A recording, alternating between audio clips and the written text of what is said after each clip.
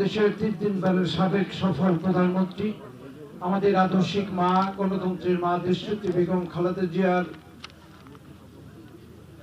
মাগফিরাত কামনায় আজকে আলোচনা ও দোয়া মাহফিলের সম্মানিত সভাপতি আমার শ্রদ্ধেয় স্যার জনাব অদূত স্যার উপস্থিত আছেন।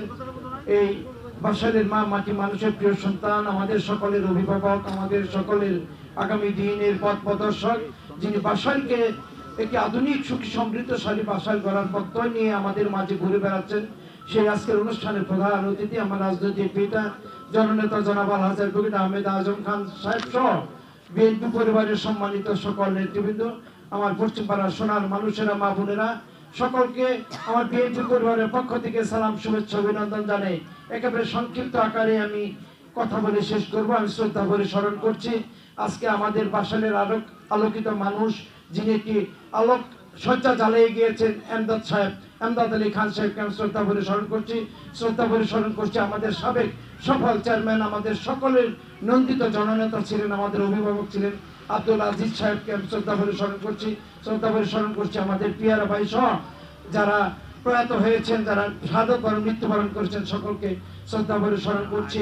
আমি সুস্থতা কামনা করছি আমাদের প্রিয় লাবু ভাই জন্য, আমাদের আরো প্রিয় জননেতা, আমাদের সকলের ভালোবাসার মানুষ, অসুস্থ হয়ে বাসায় আছেন আমাদের ফাইজুর রহমান ফাইজ ভাইকে আমি আল্লাহর কাছে প্রার্থনা করছি, ওনার সুস্থতা কামনা করছি। সম্মানিত উপস্থিতি, কথা বলবেন আমাদের নেতা, কার কাছে ভোট চাবো, কার কাছে আবেদন করব?